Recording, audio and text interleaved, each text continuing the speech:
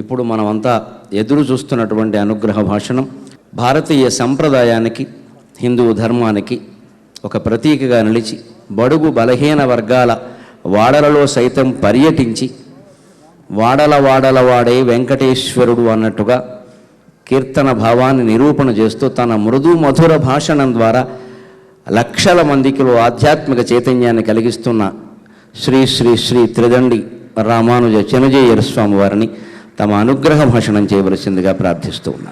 ఆపదామపహర్తారం దాతారం సర్వసంపదాం లోకాభిరామం శ్రీరామం భూయో భూయో నమామ్యహం.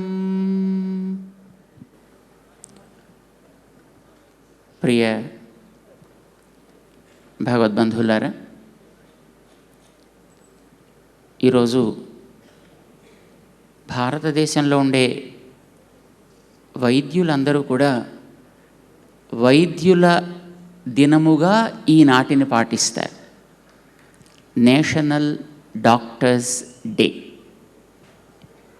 శ్రీమాన్ నరేంద్ర చౌదరి గారు ఈరోజు సమాజంలో ఉండేటటువంటి రోగాలను కూడా తొలగించడానికి వీలయ్యేటట్లుగా ఏదైనా ఒక వైద్యాన్ని మనం అందించగలమా అనే ఒక కృషిని అగ్రాసనాన్ని వేసి తద్వారా సామాజికమైనటువంటి ఆరోగ్యాన్ని సాధించే ఒక కృషిని ఆరంభించాలి అని అనుకోవడం ఈ సమాజానికి శుభోదర్కము అని మేము భావిస్తున్నాం.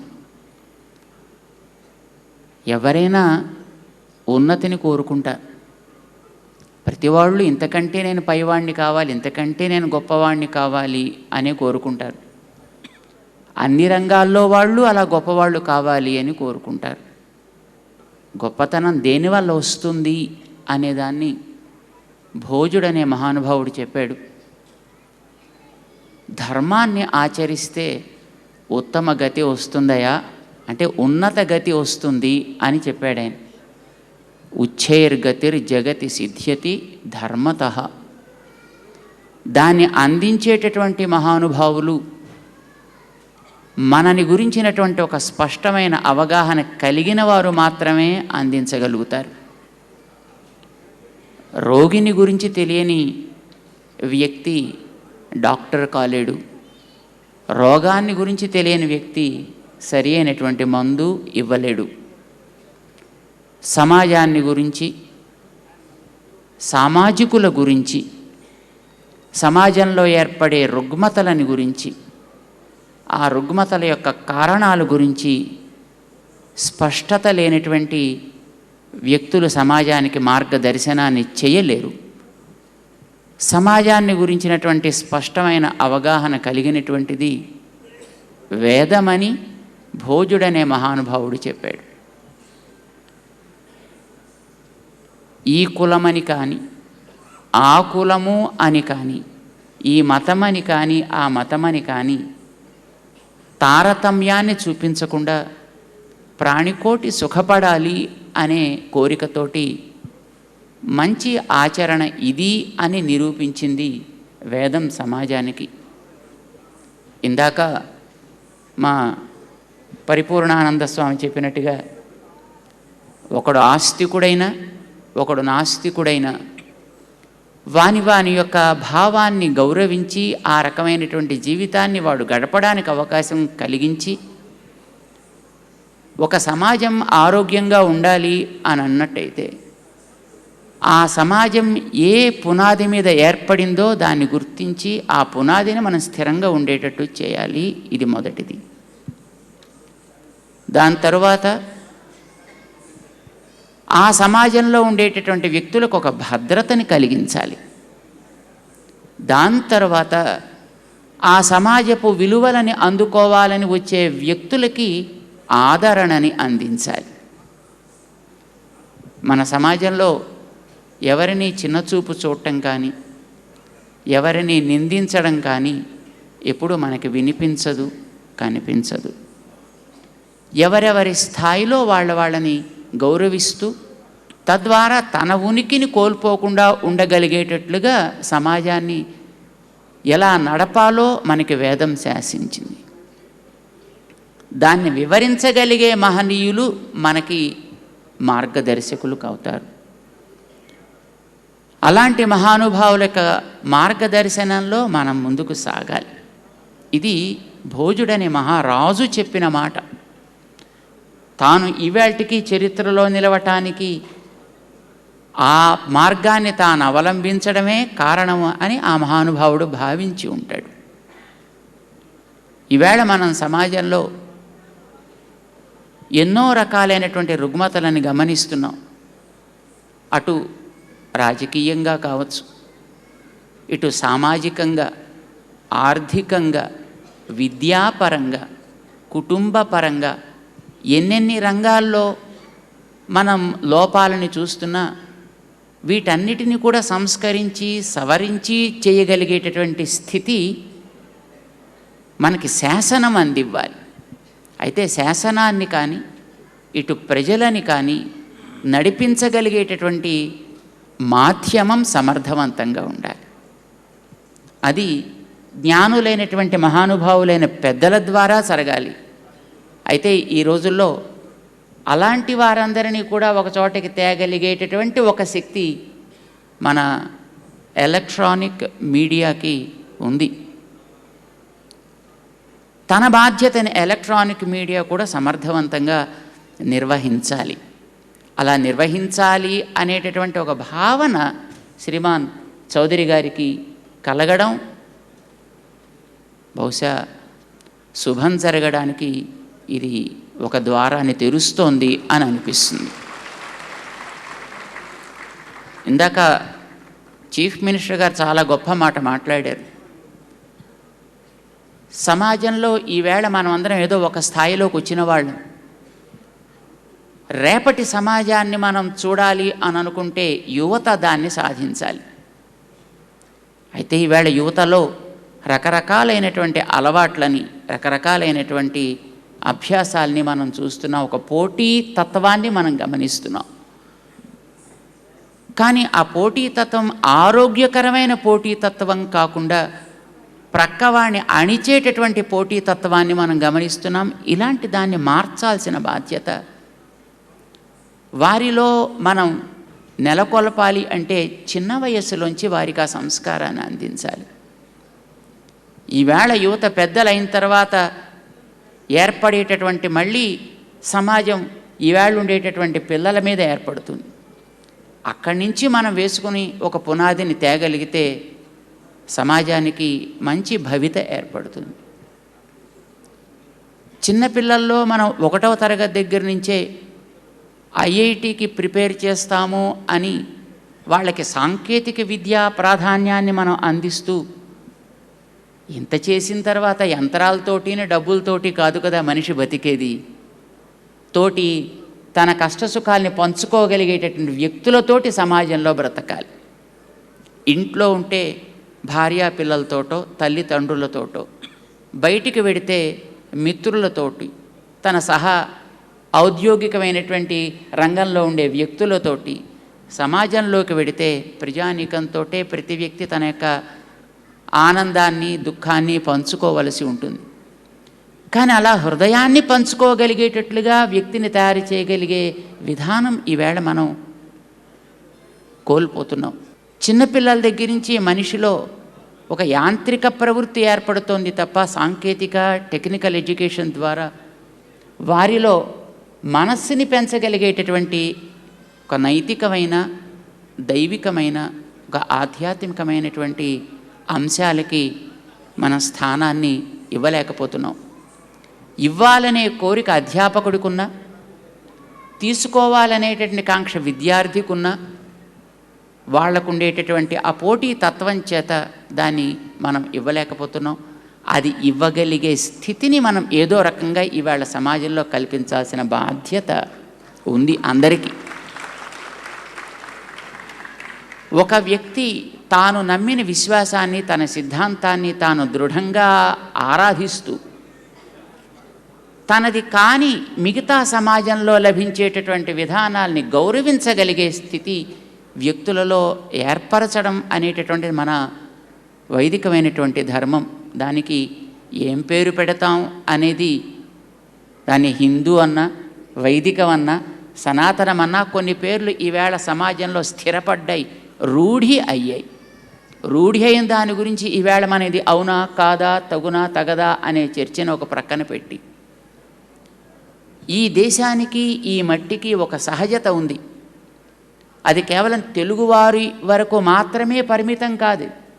ఈ దేశంలో ఉండేటువంటి తెలుగు, ఈ దేశంలో ఉండేటువంటి తమిళం, హిందీ, ఉర్దూ, మలయాళం, ఒరిస్సాలో ఉండేటటువంటి అక్కడి భాషలు, బెంగాల్లో ఉండేటువంటి అక్కడి భాషలు, పంజాబ్, ఎన్నెన్ని భాషలు ఈ దేశంలో ఉన్నాయో, ఈ భాషీయులందరికీ ఈ దేశపు మట్టి యొక్క సహజ లక్షణం వారి జీవ లక్షణంగా ఉంది. అది తమ ధర్మాన్ని తాము పాటించుకుంటూ పొరుగు నుంచి వచ్చేదాన్ని దేన్నైనా ఆదరించగలిగేటటువంటి ఒక చక్కటి హృదయం, ఒక మంచి సౌహార్దం. ఇందాక మా స్వామి చెప్పాడు ఇందాక ఆ మాటని. అది ఉండడం వల్లనే ఈవేళ ప్రపంచంలో ఉండే ఎక్కడెక్కడి వారు ఈ దేశాన్ని చేరి ఇక్కడ ఉండేటటువంటి తల్లి ఒడి వెచ్చదనాన్ని ఆస్వాదించారు, దాన్ని అనుభవించారు. అయితే అది ఏ రకంగా పరిణామం చెందింది అనడానికి బహుశా అది మనలో ఉండేటటువంటి జాగ్రత్త లోపం కారణం కావచ్చు. మనలో ఉండేటటువంటి మనని మనం జాగ్రత్తగా కాపాడుకోవాలి అనేటటువంటి ఎదటవాణ్ణి శంకించే మనసు లేకపోవడం కారణం కావచ్చు. అమాయకంగా అందరినీ మనం విశ్వసించాం, ఈ జాతి విశ్వసించింది. ఇది ఈవేళ కాదు, అనాది నుంచి. విశ్వసించడంలో మనం లోపం చేయాల్సిన అవసరం లేదు. కానీ నాకు కూడా సహజమైనటువంటి పరంపరాగతమైన ఒక సంస్కృతి, సంస్కారము ఉన్నాయి అనేదాన్ని ఈవేళ మనం చిన్నపిల్లలకి, యువతకి ప్రధానంగా జ్ఞాపకం చేయాల్సినటువంటి అవసరం ఉంది. యువత తెలుసుకుంటే తర్వాత వచ్చేటటువంటి దేశాన్ని పరిపాలించే రాజకీయ నేతలలోనూ మార్పు వస్తుంది. దీనికి కట్టుబాటైనటువంటి ఒక న్యాయపరమైనటువంటి రక్షణ కావాలి. ఈవేళ చౌదరి గారు దాన్ని బహుశా దృష్టిలో పెట్టుకునే న్యాయమూర్తులను కూడా ఈ సభలో, ఈ సదస్సులో భాగస్వాముల్ని చేశారు. ఇక్కడ చేరినటువంటి న్యాయమూర్తులు తాము విశ్వసించినటువంటి దాన్ని స్థిరంగా రక్షించాలి, దాన్ని అమలుపరచాలనేటటువంటి ఒక దీక్ష, దక్షత కలిగినటువంటి మహనీయులు. అలాంటి వ్యక్తుల్ని ఇక్కడికి ఆహ్వానించడం కూడా చాలా ఉచితంగా ఉంది, సమయ ఉచితంగా ఉన్నది. మేము శ్రీమాన్ చౌదరి గారి యొక్క ఈ కార్యక్రమాన్ని సంయోజన చేసినటువంటి నేర్పరితనానికి, వారికి ఉండేటటువంటి ఆ పట్టుదలకి కూడా మేము మంగళాశాసనం చేస్తున్నాం. ఎవరి బాధ్యతని వారు నెరవేర్చగలిగేటట్లుగా ఈవేళ ఒక ప్రేరణ కావాలి సమాజానికి, ఒక సపోర్ట్. సమాజంలో అన్ని వర్గాల వారికి సపోర్ట్ ఉంది ఈవేళ. ధర్మాన్ని చెప్పేవాడికి సపోర్ట్ ఉంది, ధర్మాన్ని ద్వేషించేవాడికి సపోర్ట్ ఉంది. అయితే మనది మనం రక్షించుకోవాలి అనేటటువంటి స్వీయ ఆరాధన విధానాన్ని మనం స్థిరంగా వ్యక్తులలో అందించాలి. అలాగే తనది కాని దానిని అన్నిటినీ కూడా ఆదరించాలనేటటువంటి మనస్తత్వాన్ని, ఆదరణ ఆరాధన రెంటికి కొంచెం తేడా ఉంది. ఆరాధన మనం చేసేటటువంటి దాన్ని మనం అంకితమై చేస్తాం. ఆదరణ ఎదటవాడిని నొప్పించకుండా ఉండడానికి, వాడి స్థాయిలో వాడిని ఉంచడానికి మనం చేస్తాం.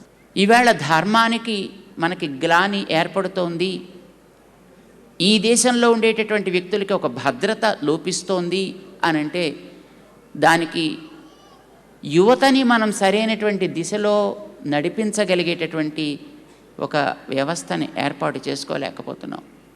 చదువుకి లోపం లేదు ఈవేళ సమాజంలో, అద్భుతమైనటువంటి విద్య మన దేశంలో ఉంది. కానీ ఈవేళ మనం ఎన్నెన్నో రకరకాలైనటువంటి అక్రమాలను గురించో అన్యాయాలను గురించి వింటున్నామంటే అవన్నీ కూడా చదువుకున్న వర్గాల్లోంచి వస్తున్నవే. దానికి కారణం వాళ్ళల్లో వాటి యొక్క తత్వాన్ని వాళ్ళకి చెప్పగలిగేటటువంటి ఒక విధానాన్ని, బాల్యం నుంచి వాళ్ళల్లో ఉండవలసినటువంటి ఒక సంస్కారాన్ని మనం అందించలేకపోవడం, కొన్ని జనరేషన్స్గా మనకి ఈ గ్యాప్ ఏర్పడింది. మనకి స్వాతంత్ర్యం వచ్చేదాకా వ్యక్తులలో సంస్కారం స్థిరంగా విద్యా విధానంలో ఉండేది. కానీ తర్వాత ఏర్పరచుకున్నటువంటి విద్యా విధానాల్లో క్రమంగా ఈ డైల్యూషన్ ఏర్పడుతూ వచ్చింది. అది ఈవేళ తీవ్ర స్థాయికి చేరింది.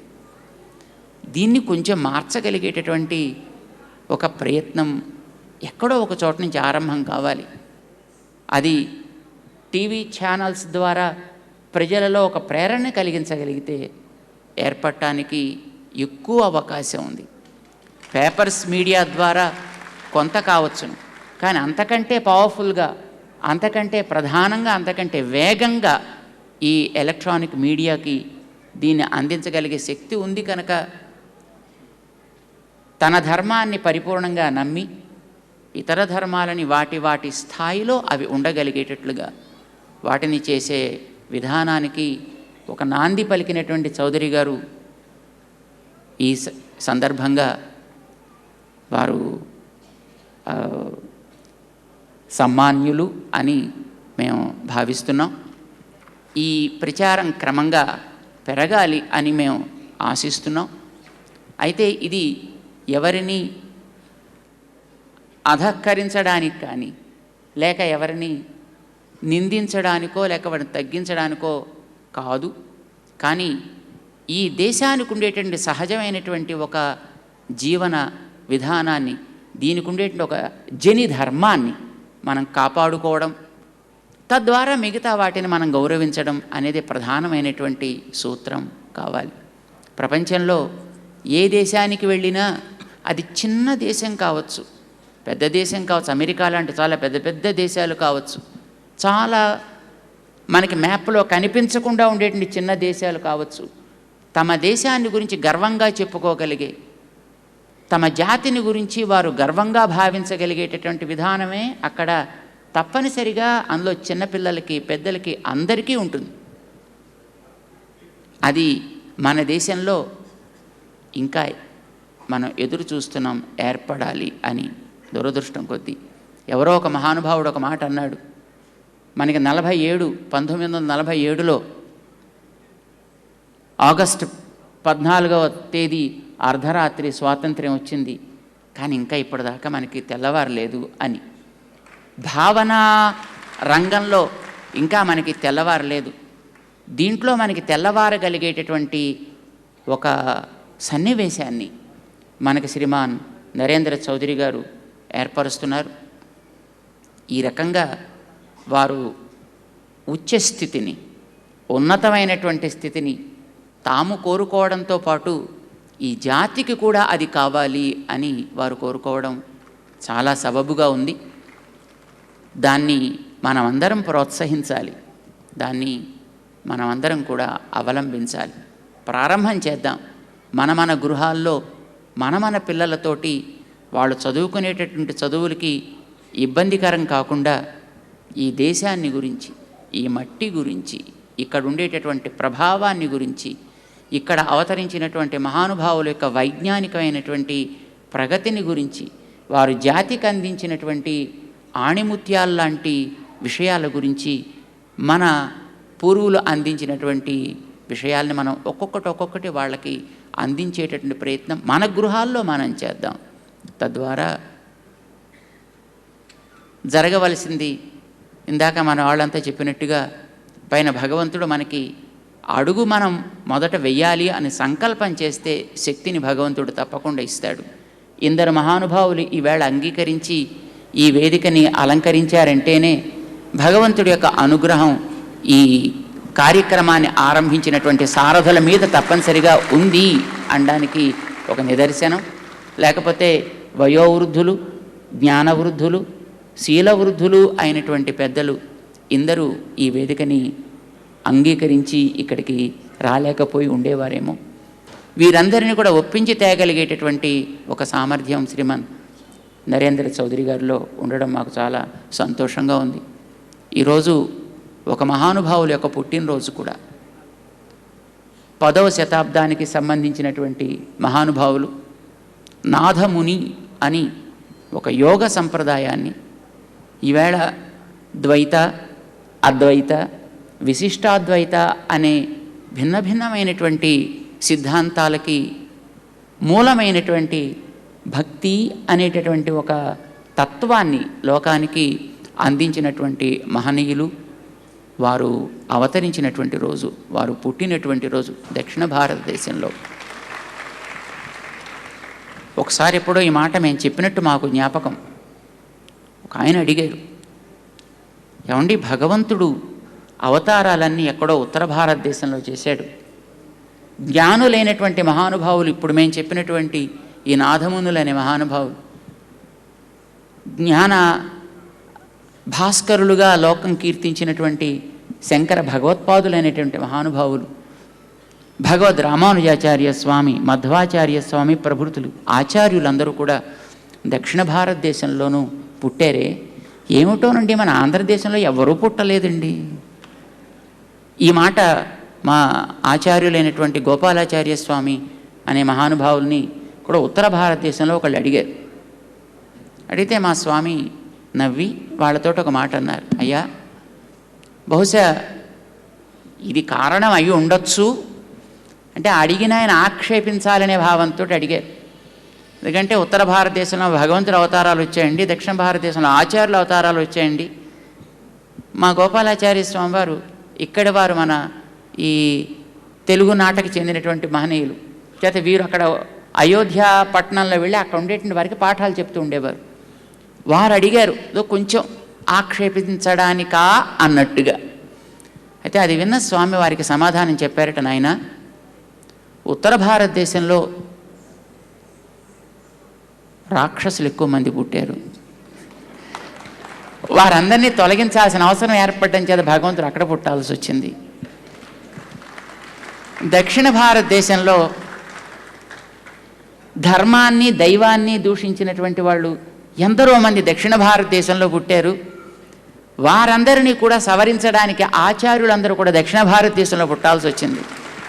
మా ఆంధ్రదేశానికి ఏమయ్యా దేవుణ్ణి దూషించిన వాళ్ళు లేరు, ధర్మాన్ని దూషించిన వాళ్ళు లేరు. అంచేత ఇక్కడ దేవుడికి పుట్టాల్సిన అవసరం లేకపోయింది, ఆచార్యులకి ఇక్కడ పుట్టాల్సిన అవసరం లేకపోయింది. కానీ ఒకటి మాత్రం వాస్తవమయ్యా, ఆ దేవుడి వైభవాన్ని కానీ ఇటు ధర్మం యొక్క వైభవాన్ని కానీ రెంటిని కూడా పుణికి పుచ్చుకున్నటువంటి మహనీయులు ఎందరో అవతరించి లోకానికి మార్గదర్శనం చేసినటువంటి మహనీయులంతా ఇక్కడి నుంచి పుట్టారాయా. భారతదేశ స్వాతంత్ర్య సంగ్రామ వివరాలను ఒకసారి మనం గమనిస్తే ఎంతమంది ఇక్కడి నుంచి బయలుదేరిన మహనీయులు ఉన్నారో మనకి తెలుస్తుంది. కనుక ఈ ప్రాంతం, ఈ రాష్ట్రం ధర్మావలంబులైనటువంటి జాతి కోసం నిలబడాలి, మనం ఏదో చెయ్యాలనుకునే మహనీయులకి కొరత కలిగింది కాదు. ఇక్కడ అలాంటి మహనీయులు ఉన్నారు.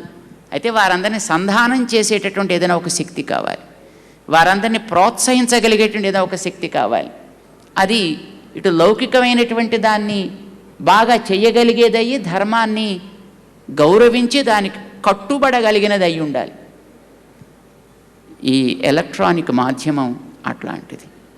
నరేంద్ర గారు అలాంటి మాధ్యమాన్ని తమ చేతుల్లో పెట్టుకుని దాన్ని సమర్థవంతంగా నడిపించేటటువంటి మహనీయులు కావడం చేత మేము బహుశా అనుకుంటాం, ఈవేళ వారు ఏం చూసి ఆరంభించారో మాకు తెలియదు, కానీ రోజు మంచి రోజు వారు నిర్ణయం చేసుకున్నారు.